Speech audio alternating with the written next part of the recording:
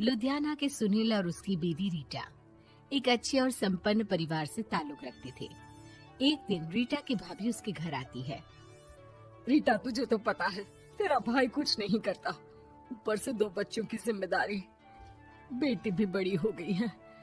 तू तो बुआ है, कुछ मदद कर सकती है तो कर देना। कहाँ पैसे हैं भाभी, बस समझ लो किसी तरह हम लोग भी दिन काट रहे हैं। 2 ही तो कार है और मेरी बेटी भी बड़ी हो रही है। अब उसके लिए कार लेनी है तो 10 लाख का खर्चा तो लग ही जाएगा। तभी वहाँ सुनील आ जाता है।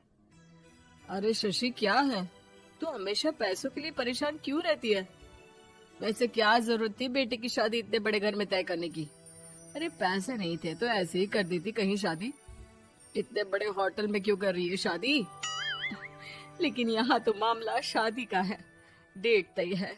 दरअसल तेरे भतीजे के पीएफ के पैसे आने हैं, पर उसमें देर हो रही है। जैसे ही पैसे आ जाएंगे मैं तेरे अकाउंट में डलवा दूंगी। ठीक है, हम लोग सोचकर बताएंगे। तभी वहाँ भतीजा आ जाता है। फूफा जी, आप लोग ही मदद कर सकते हैं, वरना तो कैसे काम होगा समझ में ही नहीं आ रहा। मैं वादा करता हूँ जैसे ही पैसे आ जाएंगे मैं आप लोगों को वापस कर दूंगा। हाँ भाई, ठीक है। अब देख भाई, हमारे लड़के तो सारा दिन घर पर पड़े रहते हैं, ना कमाते हैं ना कुछ कमाने की इच्छा रखते हैं। लेकिन चल ये ले, कितने पैसे चाहिए? जी 4 लाख रुपए। ठीक है, लेकिन पैसे ध्यान से वक्त पर वापस लौटा देना। सुनील मुसीबत के वक्त बीवी के भतीजे की मदद तो कर देता है, लेकिन उन लोगों के जाने के बाद देख ले रीटा, तेरे मायके वालों ने मांगा तो दे दिया, वरना इन लोगों का मुझे कोई भरोसा नहीं है। अरे क्यों भरोसा नहीं है? इससे पहले तो कभी इन लोगों ने आपसे मदद भी नहीं ली। हाँ, ली तो नहीं, लेकिन पैसे की किल्लत ही रहती है ना इन लोगों के पास। अरे ठीक है ना, नहीं लौटा पाए तो भतीजे के ससुराल से निकाल देंगे। सुना है बड़े घर में शादी हो रही है। सुनील और रीटा पैसे तो दे देते हैं, लेकिन अगले रोज ही। हाँ भाई साले साहब, क्या हाल है? ठीक हूँ जीजा जी। क्या बात है, सालों बाद आपका फोन, जरूर कोई बात होगी, बताइए ना। अरे वो तेरी बड़ी भाभी आई थी, बेटी की शादी कर रही है ना, तो पैसे लेने के लिए मैंने दे दिए 4 लाख। सोचा भाई किसी गरीब की बेटी की शादी हो रही है, पुण्य मिल जाएगा। अच्छा किया जीजा जी, उनका बेटा बहुत मेहनती है, जल्द ही लौटा भी देगा। वहीं रीटा भी फोन करके हर किसी को पैसे देने की बात करती है। रीटा की भाभी शशि के पास उसके भाई का फोन आता है। तूने सुनील से पैसा लिया है क्या? नहीं भाई, सिर्फ बात की है, बोल तो रहा है कि दे देगा। वो लोग मदद करने वालों में से नहीं है, और मदद कर भी दे लेकिन समाज में गा गा कर हालत बुरी कर देते हैं।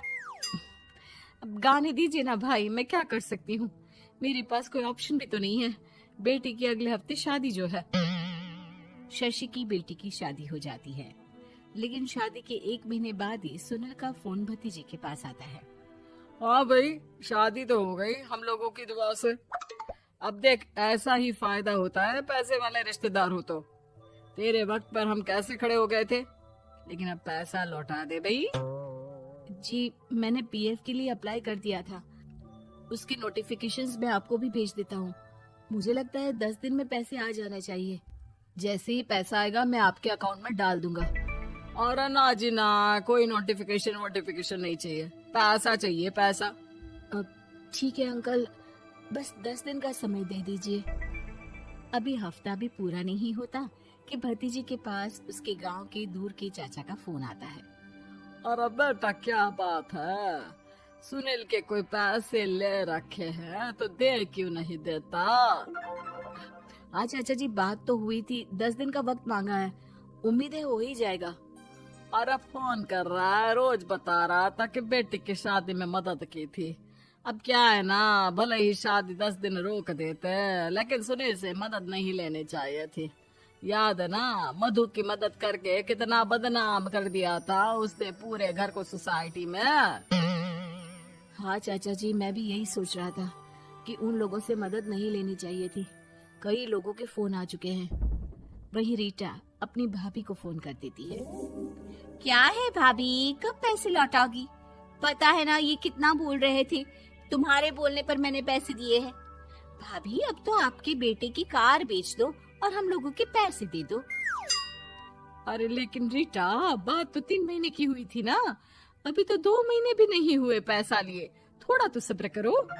नहीं नहीं भाभी, वैसे मेरा बेटा टिक्कू आ रहा है आप लोगों के घर रहने के लिए, उसको अच्छे से खिलाना पिलाना, समझी?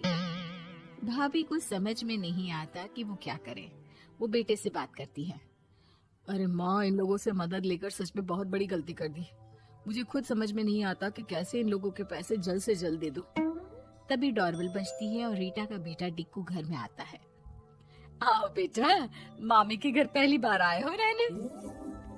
आप पापा बोल रहे थे कि आप लोग पैसे का ब्याज तो दे नहीं पाओगे, तो तब तक मैं यहीं रह लूं। और हाँ, मैं एसी के बिना नहीं सो पाता। आप लोग अपना देख लेना और पैसे जल्दी लौटा देना, क्योंकि मैं थोड़ा जल्दी जाना चाहता हूँ। रीटा का फोन शशि के पास आता है। भाभी, पैसे कब तक दोगे? बेटे की विदाई के बाद शशि के घर का माहौल बिल्कुल बदल जाता है। वो हर वक्त बेटे से उसके पीएफ के पैसे पूछती, और पीएफ यानी कि सरकारी काम आजकल में पूरा 1 महीना और बीत जाता है। भाभी, मैं और ये अमेरिका जा रहे हैं, घूमने के लिए पैसों की बहुत जरूरत है। रीटा, मैं पूरी कोशिश कर रही हूँ कि जल्द से जल्द पैसे का इंतजाम कर दूं, लेकिन पक्का नहीं बोल सकती। तभी सुनील का फोन भतीजे के पास आता है। देख माना 3 महीने की बात हुई थी पैसे लौटाने के लिए, लेकिन अभी मुझे पैसों की काफी जरूरत है। मैं अमेरिका जा रहा हूँ, तो पैसे मैंने किसी से ब्याज में पकड़ लिए हैं।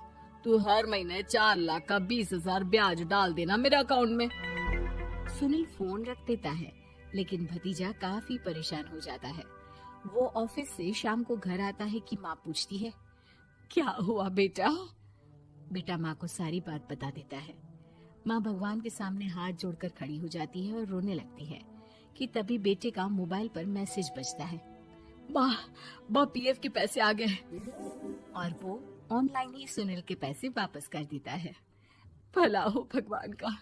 लेकिन आज एक बात तो समझ में आ गई, मदद हमेशा उन लोगों से लो जो मदद के बदले आपसे मदद में दी गई रकम ही वापस लें, ना कि समाज में आपकी इज्जत।